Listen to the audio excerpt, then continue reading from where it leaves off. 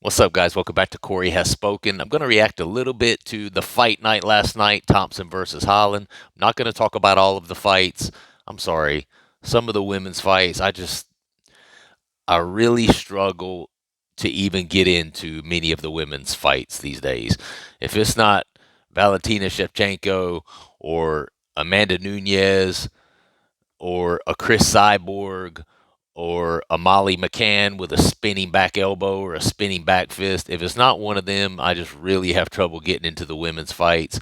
Probably going to get all kinds of hate in the comment about this. I'm going to be labeled a sexist and misogynist and all these things. I'm sorry. I want to see a knockout.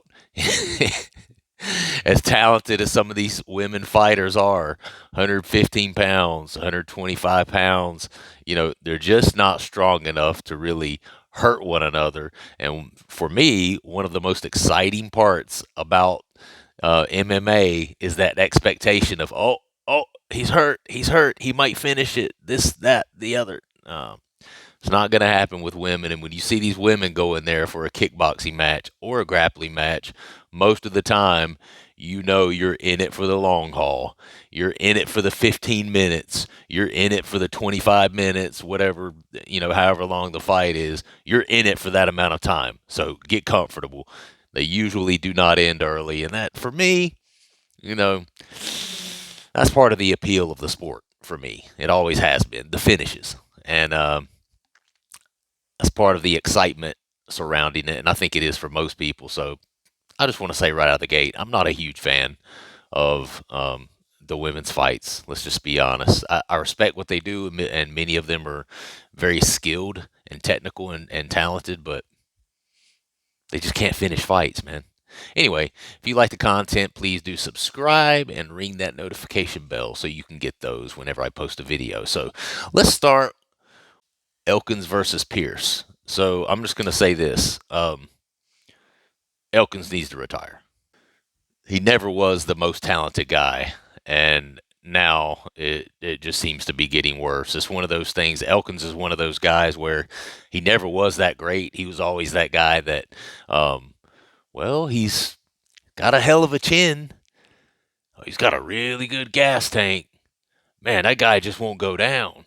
That guy's hard to kill, man. Hard to get finished. Man, he can sure take a shot.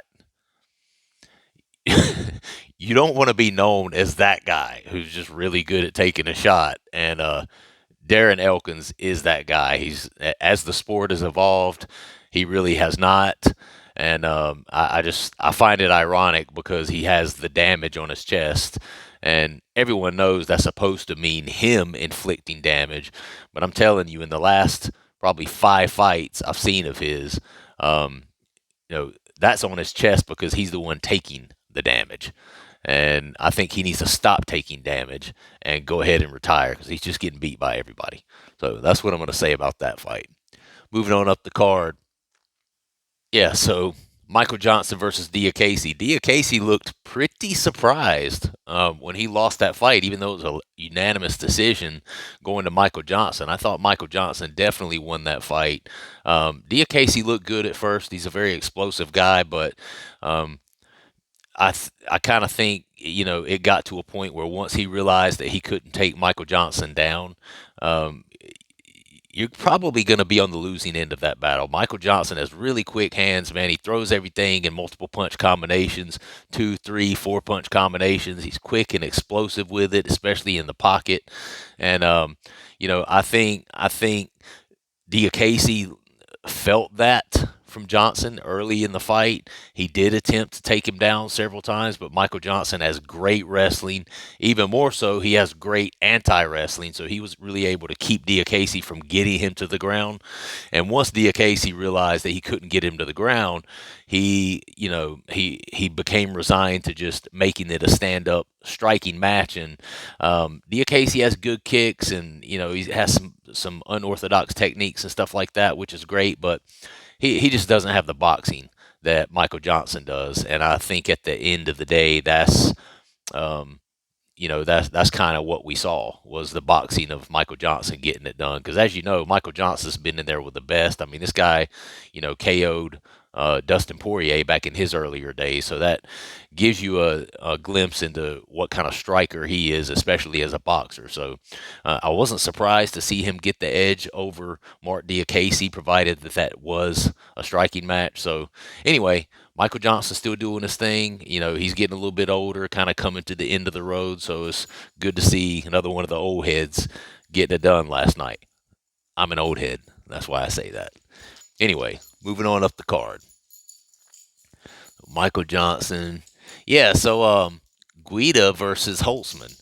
Speaking of old heads, Clay Guida gets it done. It's one of those things where even as a 40-year-old guy, I think he's about to be 41 here soon. Even as an older guy, Clay Guida is still just a juggernaut, man. He has always been that fighter that really weaponizes pace and weaponizes cardio. Last night was no different. And Scott Holzman, even though he's a younger, and in some ways possibly more technical fighter than Clay Guida is, it just got to a point you could tell, late into the second round and on into the third round where Scott was just starting to slow down, and he just couldn't figure out a way to get rid of Clay.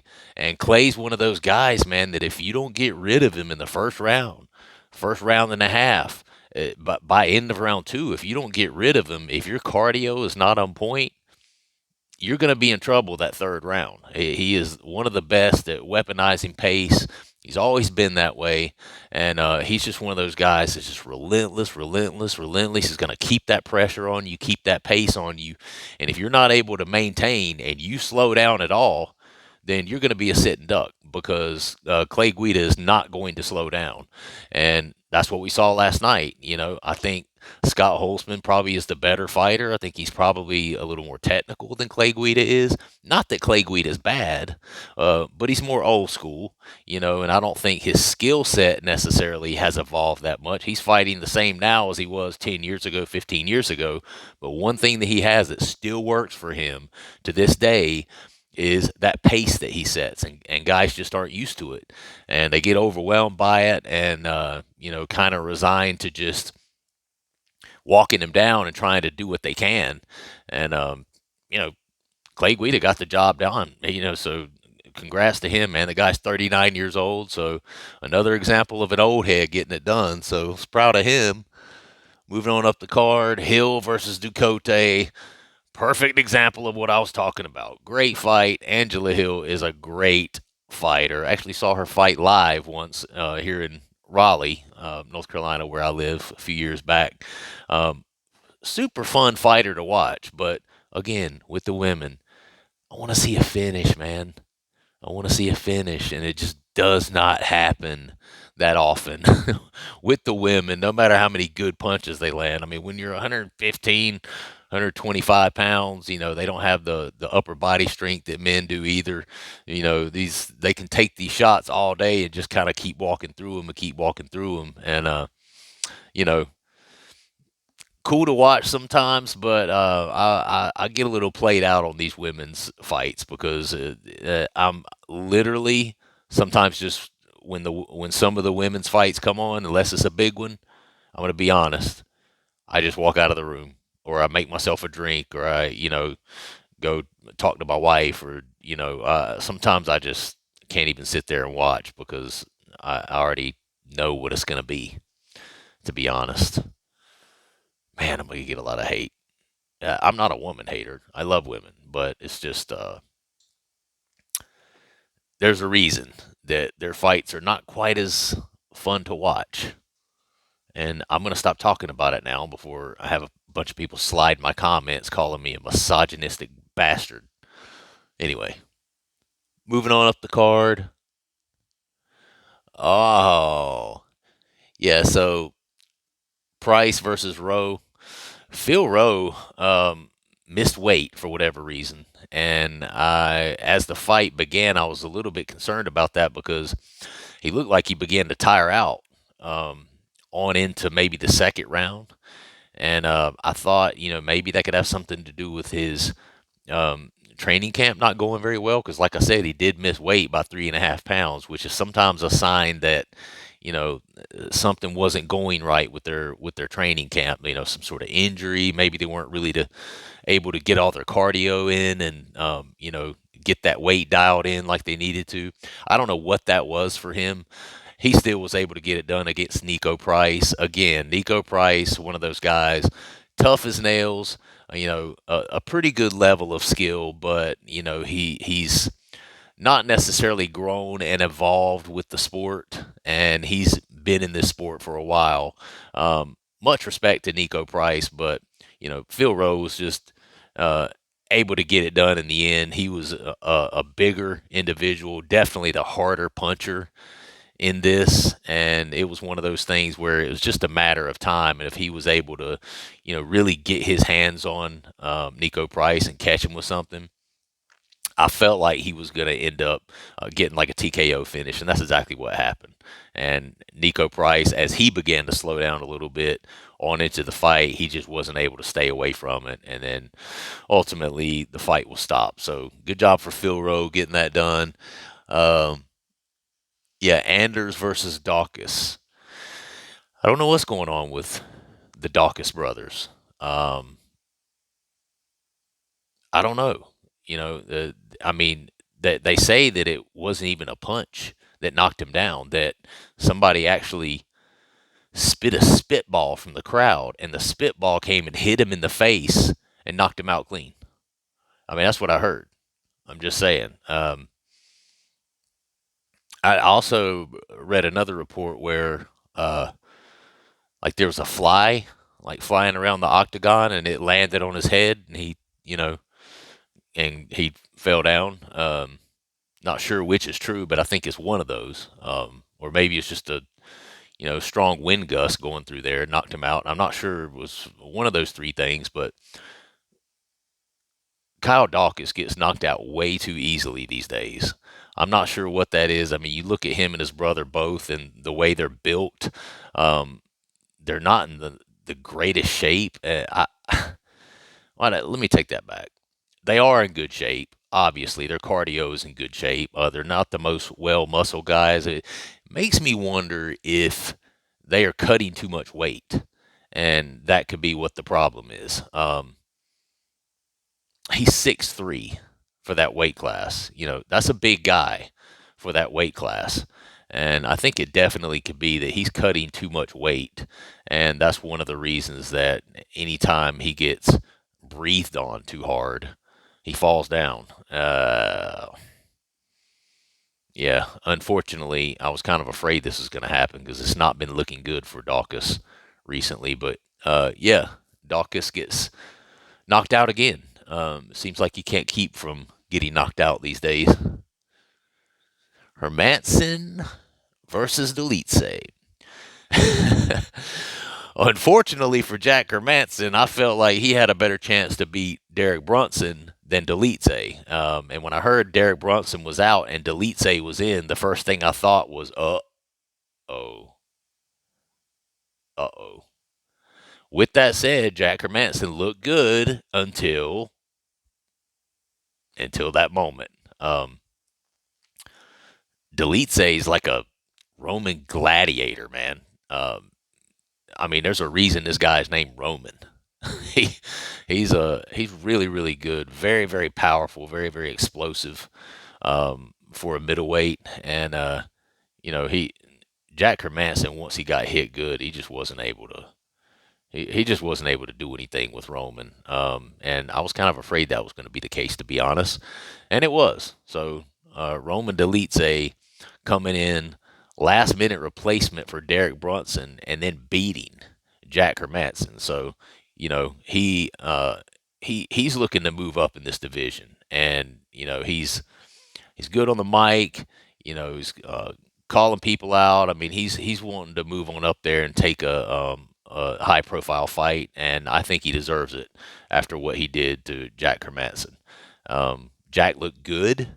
His striking looked good. Um, he doesn't nearly have the power. He Jack Kermesse is more of a, he's developed this style of more of a touch, touch, touch kickboxer style, and against someone like Roman Delete, it's just not. That's not going to work. Because if you get clocked clean by something, he will put your lights out, and you could just see the power difference when these guys started to lock horns. And Roman Delete, yeah, gets it done at middleweight. Man, keep an eye on that guy. Tuivasa versus Pavlovich. Um, I kind of called this one as well. I thought that Tuivasa would lose this fight. Um, this was quick, very, very quick. And I think a lot of people were shocked at how quick this was. This fight lasted less than a minute, guys. And that just lets you know that Pavlovich is on the map. Um, this guy's going to be hard to stop, man. Just a huge, massive individual.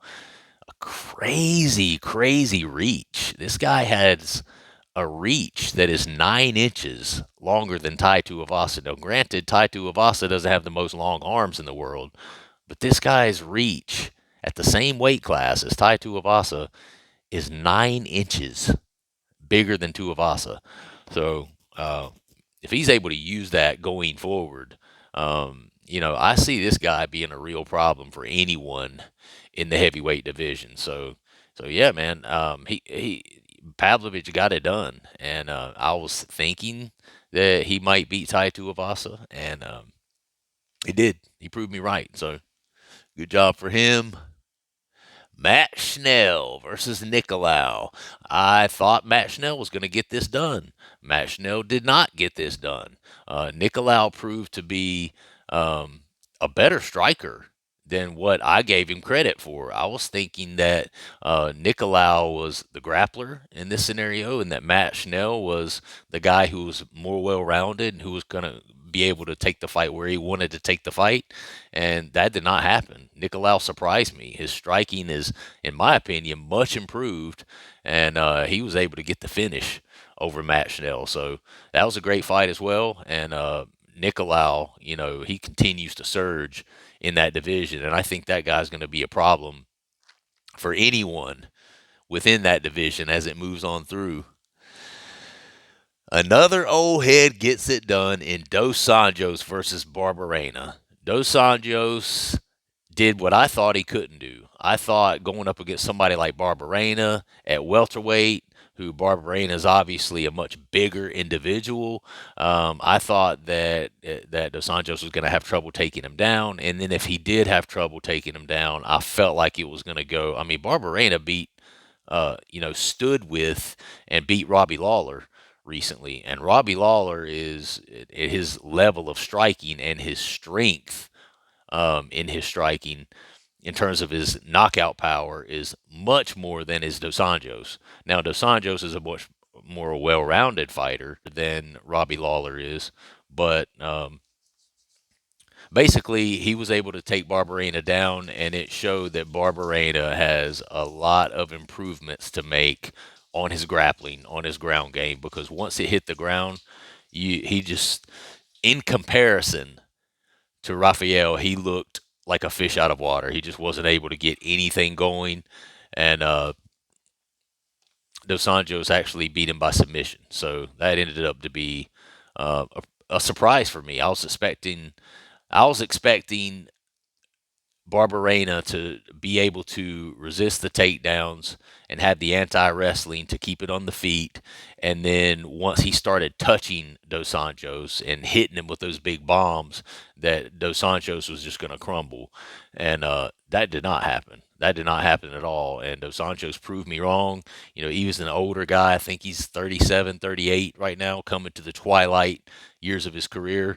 Had a really, really good showing against a younger, larger, surging contender in the welterweight division in Brian Barberena. So he's still going, man. Dos Anjos, and he makes the good call out after of Connor. I'd love to see that fight, to be honest. Everyone knows Connor's bigger right now. And he even called him out for the gear that he's on. I thought that was a really, really smart, well thought out call out by Dos Anjos, especially mentioning Connor being on the gear. I thought that was hilarious. good job by him. He made a really good call out there. Connor's definitely going to come back heavier, probably going to be at welterweight. So when he does come back, I can see that being a really, really good matchup. First matchup back for Connor. Um, anyway, yeah. So Dos Anjos gets it done. The main fight: Stephen Wonderboy Thompson against Kevin Holland. Stephen Thompson made a liar out of me. Um, did a short video the other day picking Kevin Holland not only to win this fight but to retire Wonderboy Thompson. I just felt like the length and the athletic ability, the speed um, of Kevin Holland was just going to be too much for the smaller Wonderboy Thompson. And this was not due to uh, not being a fan of Wonderboy. I have been a fan of Wonderboy since way back. Since I've seen him fight in the UFC, I've been a huge fan of that, elusive Kyoshin karate style that he has. I just love it, man. I think he's so much fun to watch. I just thought, him being older, almost 40 years old, I felt like Kevin Holland was just going to be too much for him. He's much taller, got a 6-inch longer reach. But hey, man, Stephen Thompson has still got it, still doing his thing. Granted, I know Holland, hurt his hand earlier in the fight, but that was due to getting kicked hard over and over and over and over by Stephen Thompson. And Stephen Thompson's, in and out movement, the way he throws that hook and then straight. I mean, he's got that. He kept pulling out that high kick. It was such a fun fight, man. Spinning kicks galore by Stephen Thompson. It eventually got to a point in the third and fourth round where Kevin Holland was just kind of on the fence, just trying to figure out how to avoid the punches. He was just kind of a sitting duck towards the end there.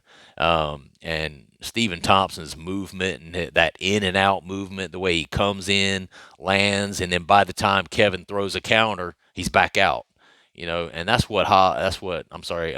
Thompson is so good at. And he really showed last night that in spite of him being a 39-year-old man, that wealth of karate point fighting and those years of experience and years of experience in MMA now as well has just proved to be too much for Kevin Holland. And the puzzle of Wonder Boy has always been tough for folks to solve. And even at 39 years old, man, he's proven to be able to still be that puzzle that a lot of guys just can't figure out. And, it's hard for them to emulate a fighter like Wonderboy Thompson in your training camp because nobody within your gym has that sort of, specialized karate background. They do things a certain way and they do things, to a certain style and plan when they implement their attacks. And if you don't have anyone to recreate that and you can start to build that muscle memory of those in and out movements, how to slip when they come in, land your own, how to avoid the varied attack of Stephen Wonderboy Thompson. Kevin Holland never knew what was coming. He didn't know if it was going to be a blitzing 1-2 and then end with a high kick or a low kick. He hit him to the body several times, hurting. Kicked him a couple of times, hard enough to where when Kevin Holland blocked it, you could tell it was, you could tell he had compromised his arm and his hand by just kicking him there. It was just a relentless, relentless karate attack by Stephen Wonderboy Thompson. And I thought he showed that even at his age, that guy's still a problem.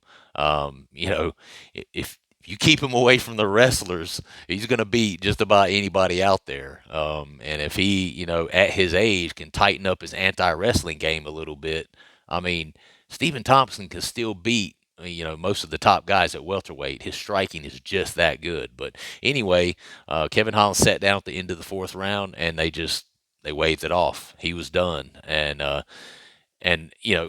last towards the end of the second round and the whole third round, it was starting to go that way. It was starting to go downhill for Holland and uphill for Thompson. You could tell that you're getting to that point, and so I wasn't surprised to see him not come back out for the fifth round. At that point, I think everyone knew, including Holland's team and even the referee, that was. I didn't see anybody complaining because I think it was just an eventuality that Stephen Thompson was going to win that if it did go to a decision. So and especially with Holland being compromised as well with some sort of injury, what's the point letting him continue to take those spinning head kicks that kept landing on him? It was just a really, really, really fun fight, and I was surprised. I'm going to be honest that Thompson was able to get that done, but it just goes to show, man, there's levels to this thing, and there's levels to striking. And if you're not ready and you don't have an anti venom or an anti attack to the specific style of somebody like Wonderboy Thompson, and you're not able to take him off of his feet, it could be a long night for you. And unfortunately, that's what Kevin Holland learned last night. So, anyway, great card, fun card. And I really enjoyed it. I hope you guys did too. Appreciate you tuning in, and I will see you next time. Peace.